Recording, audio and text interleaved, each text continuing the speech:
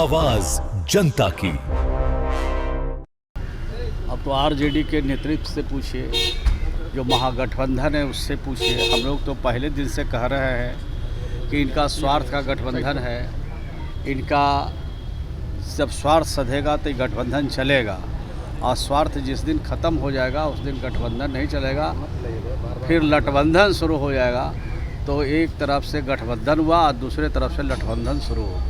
मंत्री जी 22 तारीख को गया जी आ रहे हैं, और गया जिला के मगध विश्वविद्यालय का जो प्रांगण है, मैदान है, उसी में सभा को सिर्फ संबोधित नहीं करेंगे, बल्कि बिहार के लोगों के लिए एक बड़ी सौगात की भी घोषणा करेंगे। तो प्रधानमंत्री जी जब जब आते हैं बिहार, तो उनको बिहार के गरीबों की चिंता रहती है, बिहार के मजलूमों को चिंता रहती है। बिहार विकसित कैसे हो, बिहार कैसे आगे बढ़े, बिहार कैसे तरक्की करे, इसके लिए भी वो सोचते रहते हैं, और सोच करके कई बड़ी घोषणा करके बिहार से जाते हैं। इससे बिहार के लोगों को बड़ा लाभ मिल जाता है। तो इस तरह की कृत करके जनता में भ्रम पैदा करना चाहते हैं। इलेक्शन कमीशन ने तो जो तय किया है कि जिसका नाम 2 जगह है, 3 जगह है, उनका नाम हटाया जाना चाहिए। इलेक्शन कमीशन ने तय किया जो मरे हुए व्यक्ति हैं उनका हटना चाहिए। जिस लड़की की शादी हो चुकी है और अपने ससुराल में 20 साल से है, 25 साल से है, 15 साल से है, तो उनका भी नाम एक ही जगह होना चाहिए। देखिए, बिहार में विधानसभा के चुनाव हैं और अब प्रधानमंत्री नरेंद्र मोदी का बिहार दौरा लगातार जारी है। नमस्कार, मेरा नाम है मुकुंद और आप देख रहे हैं न्यूज़ पीआर। देखिए, प्रधानमंत्री नरेंद्र मोदी 22 अगस्त को गया में प्रवेश कर रहे हैं। बड़ी खबर निकल कर आ रही है। आपको बता दें कि बड़ी सौगात जो है बिहार वासियों को, गया वासियों को जो है कहा जा रहा है कि देंगे। हम आपको सुनाएंगे कि बिहार सरकार के मंत्री हैं श्रवण कुमार, किस तरीके से उनसे पूछा गया कि नरेंद्र मोदी 22 अगस्त को गया आ रहे हैं। हम आपको सुनाएंगे कि क्या कुछ कहा श्रवण कुमार ने। दूसरा ले ला, बोलिए। 25 तारीख को 25 तारीख को प्रधानमंत्री गया आ रहे हैं। उससे पहले पोस्टर को लेकर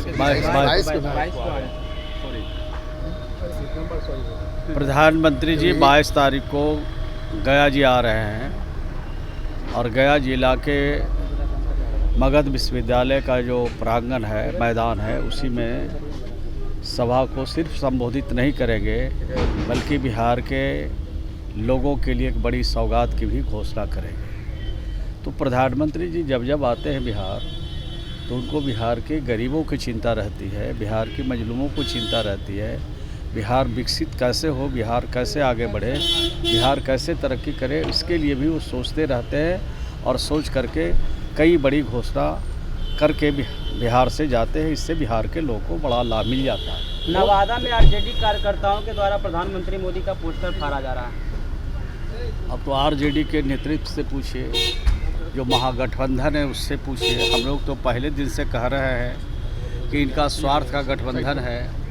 इनका जब स्वार्थ सधेगा तो गठबंधन चलेगा, और स्वार्थ जिस दिन ख़त्म हो जाएगा उस दिन गठबंधन नहीं चलेगा, फिर लठबंधन शुरू हो जाएगा। तो एक तरफ से गठबंधन हुआ और दूसरे तरफ से लठबंधन शुरू हो गया। सर, एसआईआर को लेकर के लगातार विपक्ष जो है पदयात्रा कर रही है, लेकिन अब तेज प्रताप यादव ये अब उसका विरोध कर रहे हैं और कह रहे हैं कि इनका यात्रा फालतू का यात्रा है। देखिए, इस तरह की पदयात्रा करके लोगों में भ्रम पैदा करना है।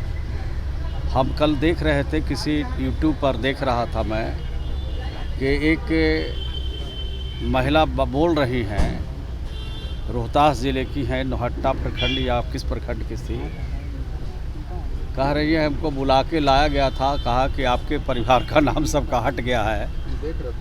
और उसके बाद जब वो लौट के घर गए, तो जो बीएलए था, वो बीएलए ने पूरी बात की जानकारी उनका दिया, उनका नाम हटा नहीं था, सिर्फ और सिर्फ प्रायोजित बात थी। तो इस तरह की कृत करके जनता में भ्रम पैदा करना चाहते हैं। इलेक्शन कमीशन ने तो जो तय किया है कि जिसका नाम 2 जगह है, 3 जगह है, उनका नाम हटाया जाना चाहिए। इलेक्शन कमीशन ने तय किया जो मरे हुए व्यक्ति हैं उनका हटना चाहिए। जिस लड़की की शादी हो चुकी है और अपने ससुराल में 20 साल से है, 25 साल से है, 15 साल से है, तो उनका भी नाम एक ही जगह होना चाहिए। तो इलेक्शन कमीशन का तो सकारात्मक रुख है। इलेक्शन कमीशन तो चाहता है कि निष्पक्षता के साथ काम हो, और इस निष्पक्षता पर अगर विपक्ष उंगली उठा रहा है तो मैं समझता हूँ कि इनकी छोटी और ओछी राजनीति है।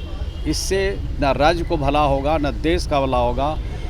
कानून का उल्लंघन करना होगा, नियम का उल्लंघन करना होगा, और सिर्फ जनता में भ्रम पैदा करके राजनीति स्वार्थ की सिद्धि चाहते हैं। ये सिद्धि संभव नहीं है। राहुल गांधी को जननायक कैसे देख रहे हैं सर? तेज प्रताप के बयान राहुल को गांधी कैसे को देख रहे हैं? जननायक बताया जा रहा है। राहुल गांधी जी को कोई नायक बता दे। राहुल गांधी जी फ्यूज़ बॉल हैं, वो कहीं फिट नहीं हो सकते।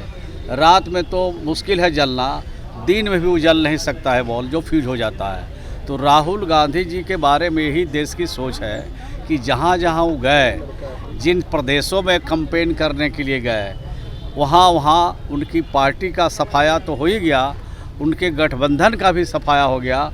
अब बिहार में आए हैं तो उनका भी सफाया तय है और उनके गठबंधन का भी सफाया तय तेज है। प्रताप के बयान को कैसे देख रहे हैं सर? आपने कहा राहुल गांधी फ्यूज बॉल है।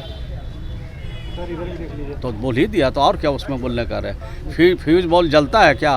और जिन राज्यों में वो गए वहाँ वहाँ उनका पार्टी और उनका जो है एलआई का भी सफाया हो गया। अब बिहार आया है तब बिहार में भी उनकी पार्टी और उनके गठबंधन का सफाया हो जाएगा। तेजस्वी यादव कह रहे हैं बिहार की जनता को कि 2029 का प्रधानमंत्री राहुल गांधी को बनाइए। अभी तो दिल्ली दूर है, अभी 2029 में तो बहुत बाकी है। वो तो खुश करने के लिए विधानसभा का चुनाव हो रहा है, उनको मनाने के लिए और ज़्यादा से ज़्यादा सीट हथियाने के लिए वो इस तरह की बात बोल के उनको खुश रखना चाहते हैं। या उनको सीट दे या नहीं दे, बिहार में कोई फ़र्क पड़ने वाला नहीं है। 2025 से 30 फिर से नीतीश का जो नारा है, बिहार की जनता ने उसको गले लगाया है।